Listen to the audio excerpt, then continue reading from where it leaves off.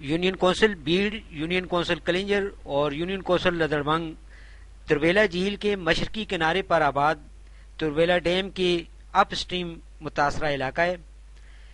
یہ علاقہ پہاڑی، بنجر اور بارانی ہے۔ لوگ چھوٹے چھوٹے قطعات اراضی کے مالک ہیں، جس سے زرعی پیداوار خاندان کی کفالت کے لیے کافی نہیں ہوتی۔ تعلیم اور ہنر کے فقدان کے باعث لوگ دور دراز شہروں میں، ہوٹلوں اور کارخانوں میں دیہڑداری پر کام کرنے کے لیے ہجرت پر مجبور ہیں۔ سال 1974 میں تربیلا جھیل میں پانی روکا جانے کی وجہ سے اس کے گرد و نواح میں واقع زرخیز زرعی زمین زیر آب آ گئی۔ آباء و اجداد کی قبریں ڈوب گئیں، قرب و جوار میں موجود سہولیات ختم ہو گئیں۔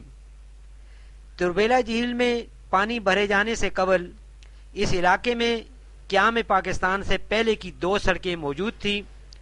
ہری پور شہر تک کا فاصلہ 15 کلومیٹر اور کرایہ 125 روپیہ تھا۔ لوگ بآسانی تحصیل اور ضلعی ہیڈ کوارٹر، صوبائی ہیڈ کوارٹر اور ملک کے دیگر شہروں سے اصول روزگار کے لیے سفر کر لیتے تھے۔ دونوں سڑکیں زیر آب آنے کے باعث 18 سال تک یہ علاقہ ملک کے دیگر حصوں سے کٹا رہا۔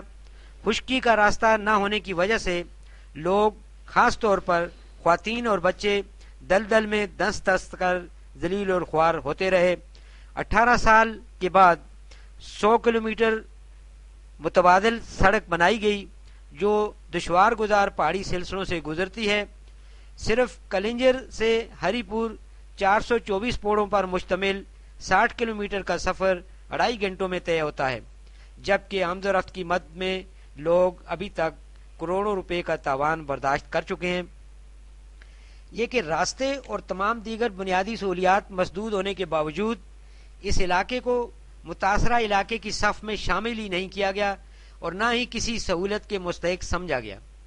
حکومت کی عدم توجہی اور سیاسی اکابرین کی غفلت کا یہ حال ہے کہ آج کے اس ترقی یافتہ دور میں جب کہ لڑکیاں لڑکوں کے دوش بدوش اعلیٰ تعلیم حاصل کر رہی ہیں، وہاں یونین کونسل کلنجر اور یونین کونسل لدربنگ کے بچیوں کے لیے پرائمری سے آگے تعلیم کے دروازے بند ہیں۔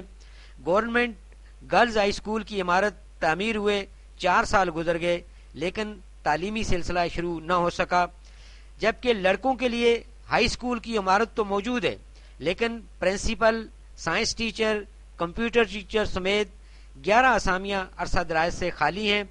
اس کے علاوہ 80 کلومیٹر گرد و نواح میں کوئی کالج موجود نہیں، جس کی وجہ سے علاقے کے ذہین طلباء کے لیے اعلیٰ تعلیم کے دروازے بند ہو جاتے ہیں۔ طبی سہولیات کے حوالے سے اس علاقے کی صورتحال ناگفتہ ہے۔ شہر سے دور دشوار گزار ذرائع آمد و رفت کے باعث صورتحال اس وقت مزید سنگین ہو جاتی ہے جب زچگی کی صورت میں مریضہ راستہ ہی میں دم توڑ دیتی ہے۔ دکھ کی بات تو یہ ہے کہ 9 سال قبل ایک غیر سرکاری تنظیم سیو دا چلڈرن کی مہربانی سے اسپتال کی عمارت تو تعمیر ہو گئی، لیکن حکومت کی عدم توجہی سے اسپتال میں فراہم کیے گئے آلات زنگ آلود ہو چکے ہیں۔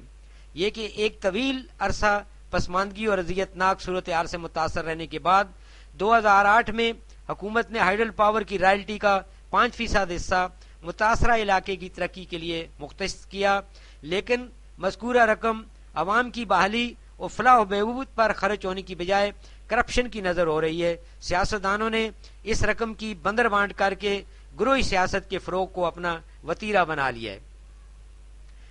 یہ کہ